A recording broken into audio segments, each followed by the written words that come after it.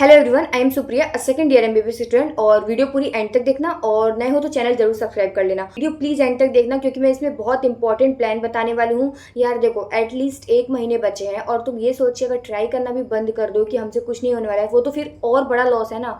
क्योंकि यार देखो, कुछ भी हो सकता है। अगर तुम्हारे स्कोर जितने भी आ रहे हैं 300, 400, 450, 500, 200, जितने भी नंबर आ रहे हैं, अगर तुम ट्राई भी नहीं करोगे तो वो तो तुम्हारे लिए सबसे ज़्यादा बड़ा लॉस होगा। तो एटलीस्ट ट्राई करना और जितनी चीज़ें मैं कह रही हूँ एटलीस्ट उतना कर लेना, ठीक है। क्योंकि ना अब तुम एक्स्ट्रा चीज़ें नहीं कर सकते। मुझे पता है कुछ लोग के स्कोर बहुत कम आ रहे होंगे जो सोच रहे होंगे एटलीस्ट कोई एक तरीके से हमें प्लान बता दे जो कर करके हमारा टाइम वेस्ट ना हो, एटलीस्ट वो हम फोकस तरीके से स्टडी कर लें और वही पढ़ करके हम एटलीस्ट नीट में अच्छा नंबर स्कोर कर लें।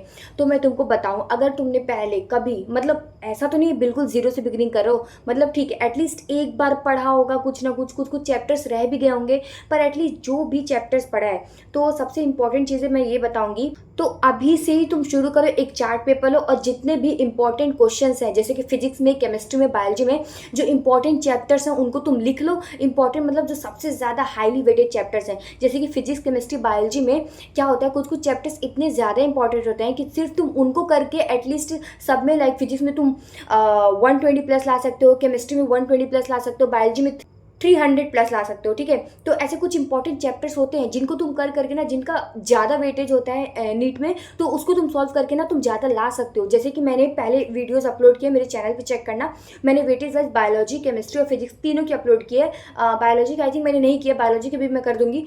और तुम लोग बोलेगे तो मैं एक ऐसे वीडियो बना दूंगी जिसमें मैं इंपॉर्टेंट ऑर्डर में अरेंज कर दूंगी बायो, केमिस्ट्री, फिजिक्स के टॉपिक को। एटलीस्ट वो सब चैप्टर्स तो छोड़ करके मत जाना, वो सब कर लेना। अभी बैठो, एक चार्ट पेपर लो, लिखो पूरा जितना भी तुम्हारा चैप्टर्स है वेटेज वाइज के अकॉर्डिंग, और जितना भी कंप्लीट करते हो तुरंत तुरंत टिक करो। और देखो, कंप्लीट अगर ऐसा है ना कि कॉन्फिडेंस नहीं है तो कंप्लीट करने के लिए ना प्रीवियस ईयर क्वेश्चंस करना। अभी के लिए कुछ एक्स्ट्रा मत करना, कोई बुक मत उठाना, प्रीवियस ईयर क्वेश्चंस करना, वन शॉट देखना, प्रीवियस ईयर क्वेश्चंस करना, one shot previous year questions करना, ठीक है। और तुम एक और काम कर सकते हो, अगर कुछ कुछ चैप्टर्स तुम पहले किए हुए तो ट्राई करो उसका वन शॉट देख करके एटलीस्ट एक बार दिमाग में रिवीजन हो गया।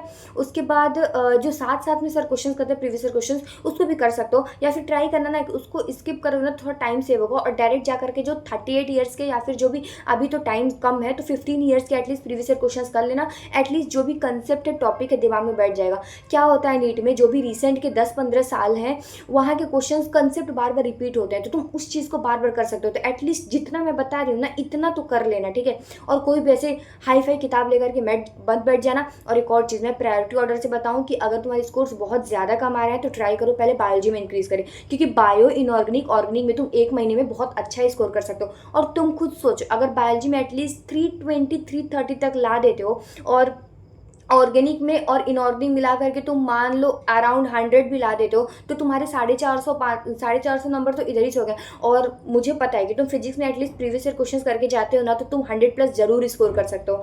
और अगर बिल्कुल अगर मिनिमम लेवल पे हो तो एटलीस्ट इतना चीज़ जो मैं बता रही हूँ ज़रूर करना।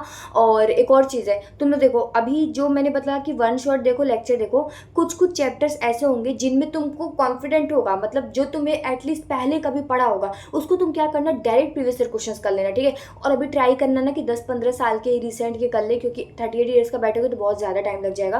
तो एटलीस्ट वो कर लेना, ये चीज़ अपॉर्चुनिटी मत मिस करना। और जो प्रीवियस ईयर क्वेश्चंस में कह रही हूँ सिर्फ फिजिक्स में करना, ठीक है, और फिजिकल केमिस्ट्री में करना, सिर्फ ये 2 चीज़ में प्रीवियस ईयर क्वेश्चंस करना। अभी के लिए ऑर्गेनिक, इनऑर्गेनिक, बायो कैसे पढ़ना है ध्यान से सुनो। सबसे पहले देखो तुम बायोलॉजी में एनसीईआरटी रीडिंग तुम एटलीस्ट एक बार भी लगाया होगा ना। मैं तो बोलूँगी बायोलॉजी का तुम पूरा मॉक टेस्ट उठाओ फुल वाला, उसमें सिर्फ बायोलॉजी का पोर्शन अटेम्प्ट कर लो। बायोलॉजी का पोर्शन अटेम्प्ट करने के बाद उसमें जो नेगेटिव अनअटेम्प्टेड वो टॉपिक जाके दोबारा पढ़ लो। और अभी के टाइम पे तुम अगर ऐसा करोगे ना कि बायोलॉजी का पूरा टॉपिक पढ़ रहे हो, फिर जा करके प्रीवियस ईयर क्वेश्चंस कर रहे हो, फिर जा करके मॉक टेस्ट दे रहे हो, तो ऐसा नहीं करना। डायरेक्ट मॉक टेस्ट लेकर के बैठो, बायोलॉजी का जितना भी सेक्शन है उसको अटेम्प्ट करो, जिसमें अनअटेम्प्ट और तुम्हारे जो नेगेटिव क्वेश्चन है उसको टॉपिक को जाके दोबारा पढ़ो। क्योंकि यार तुमको पता है आज तुम्हारे मान लो कि 15-20 अनअटेम्प्ट रह रहे हैं, फिर 15-20 नेगेटिव हो रहे हैं, तो वो जाके तुम टॉपिक दोबारा पढ़ोगे तो एटलीस्ट तुम देखोगे फर्दर मॉक्स दे रहे हो, सिर्फ बायो अटेम्प्ट करना, फर्दर मॉक्स दे रहे हो तो वो चीज़ें कम होती जाएंगी, वो टॉपिक का और भी क्वेश्चन होगा तो तुम्हारा ऐसे ऐसे कम होता जाएगा, ठीक है। नीट तक तुम ये करके बहुत इफेक्टिव स्ट्रेटेजी है, मैंने खुद फॉलो किया था, बहुत ज़्यादा नंबर इनसे स्कोर इंक्रीज होते हैं। तो प्लीज़ ये चीज़ ज़रूर करना बायोलॉजी में। और मैं ऑर्गेनिक, इनऑर्गेनिक को बहुत सटीक लाइन में बता रही हूँ, ठीक है ना। एटलीस्ट जो जो करना है वो करके ना तुम बहुत अच्छा स्कोर कर सकते हो, ठीक है। अभी भी टाइम है, अगर ये सब कर सकते हो ना तो ये सब कम टाइम में बहुत ज़्यादा प्रोडक्टिव वाली चीज़ें हैं, ठीक है। अभी के लिए तुम सब कुछ लेकर के नहीं बैठ सकते हो। उसके बाद ऑर्गेनिक में मैं बताऊँ तो ऑर्गेनिक में एटलीस्ट एनसीईआरटी के जो बैक एक्सरसाइजेज हैं, ठीक है, अभी के लिए तुम आप ही एक पन्ना लेकर के बैठो और एनसीईआरटी में जितने भी ऑर्गेनिक के नेम रिएक्शंस लिखे हुए हैं, name reactions along with reagent along with उसका नेम का रिएक्शन का नाम क्या है, ठीक है, वो चीज़ और जो भी तुम्हारी चीज़ है। तुम्हें एक बात मैं बताती हूँ, एनटीए वाला कभी भी अलग अलग रिएक्शन नहीं देता है कि थोड़ा सा स्विच कर दें, यहाँ से एल्कीन उठा के वहाँ लगा दें, ऐसा नहीं करता। वो same as it is NCERT में जो रिएक्शन है सेम एज इट इज़ वो उठा करके ऐसे रख देता है।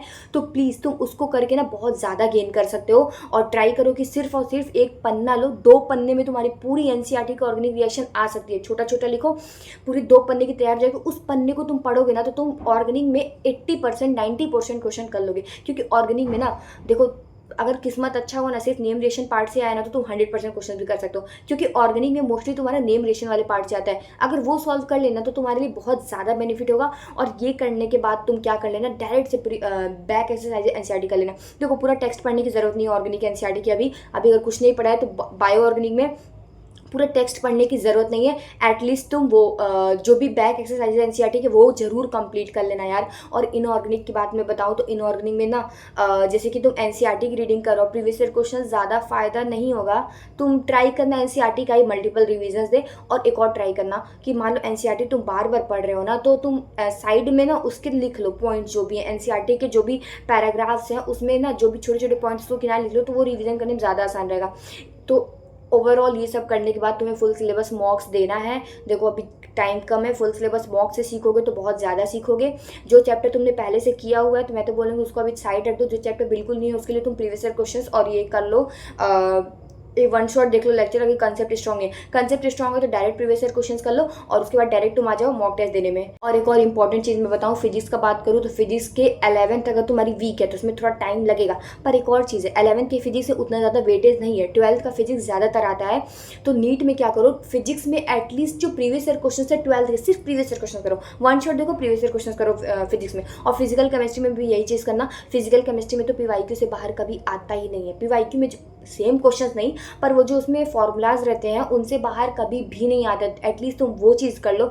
ये जो मैंने बताया है ना, एक एक बात बहुत ज़्यादा इंपॉर्टेंट बताई जिस पे फोकस करना। और एंड में जब मॉक टेस्ट देना तो एक और तुम कॉपी बनाना जिसमें तुम सिली मिस्टेक्स कर रहे हो ना वो सिली मिस्टेक्स लिखो। मैं तो बोलूँगी अभी से ही बनाना शुरू कर दो। इनकरेक्ट नॉट करेक्ट जो लिख रहे हो ना वो चीज़ भी लिखो कि तुमसे ये गलती हो रही, तो एटलीस्ट इतना तो कर लेना यार, तो तुम बहुत ज़्यादा बेनिफिटेड रहोगे। और तुमको एक और चीज़ बता दूँ कि तुम्हारा जो पर्टिकुलर सब्जेक्ट में जो भी दिक्कत आ रही है तुम कमेंट्स में लिखो। मैं ट्राई करूँगी उस पर पूरा वीडियोस बनाऊँ। जिसमें भी तुम्हारे बहुत ज़्यादा कम नंबर आ रहे हैं वो तुम लिखो। मैं एटलीस्ट इतना स्ट्रेटजी बता दूंगी कि नीट तक तुम एटलीस्ट अच्छा स्कोर कर लो।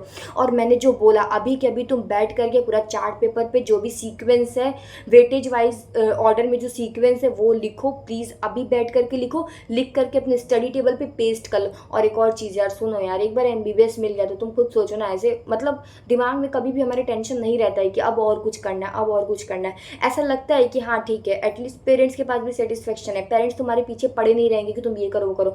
अब एमबीबीएस में आकर के ना जो भी होगा ना तुम्हें खुद करना पड़ेगा। और यार यहाँ पे बहुत एन्जॉयमेंट है।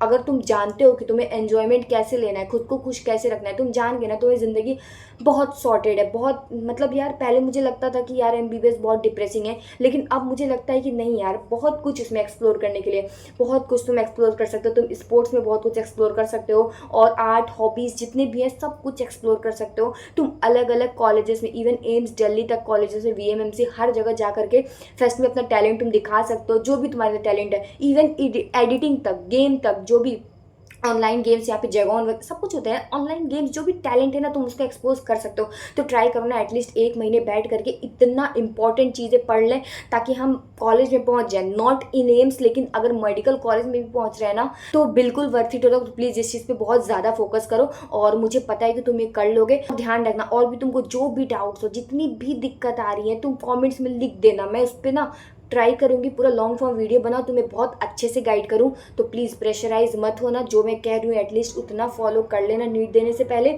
और एटलीस्ट इतना कर लो तो तुम बहुत अच्छा कर सकते हो। और इतने मंथ में अगर तुमने बहुत ज़्यादा एफर्ट डाली, 15 घंटे अगर पढ़ना शुरू कर दिया तो तुम बहुत ज़्यादा स्कोर कर सकते हो यार। इतना अभी बैठ करके ना खाना पीना खाओ और फिर सिर्फ बैठ जाओ पढ़ने के लिए। कोई एन्जॉयमेंट, कोई रिफ्रेशमेंट की ज़रूरत नहीं है। रिफ्रेशमेंट में 5-10 मिनट तुम म्यूज़िक सुन लो, पर शुरू करो दिन रात पढ़ना। और थोड़ी बहुत कॉफ़ी इंटेक ले सकते हो, ज़्यादा मत लेना, मत लो कॉफ़ी का तुम अभी आदत मत डालो, ठीक है ना। नींद पूरी लो, एटलीस्ट 6-7 घंटे की नींद लो और अभी बैठ जाओ पढ़ने के लिए। और अभी से ही तुम बस स्टडी करते जाओ जितना मैंने प्लान बताया है एटलीस्ट उतना कर लेना। मैंने बहुत छोटी छोटी चीज़ों में तीनों सब्जेक्ट का मैंने बहुत अच्छे से प्लान बनाया, वो स्ट्रेटजी फॉलो कर लेना। और देखो यार अभी टाइम कम है, तो अभी के लिए तुम यही फॉलो कर लोगे ना, बहुत बड़ी चीज़ होगी। तुम इसको फॉलो कर लोगे ना, गवर्नमेंट मेडिकल कॉलेज में खुद को इमेजिन कर लो और तुम बहुत अच्छा स्कोर करने वाले हो, मैं तुम पे विश्वास करती हूँ। चलो ठीक है, और भी कोई डाउट्स हो कमेंट सेक्शन में लिख देना। और वीडियो एंड करती हूँ, और अच्छा लगा हो तो चैनल जरूर सब्सक्राइब कर लेना, लाइक कर देना। चलो ठीक है, वीडियो एंड करते हैं। ऑल द बेस्ट, और शुरू करो अभी से 15 घंटे बैठ कर पढ़ना। चलो ठीक है, बाय।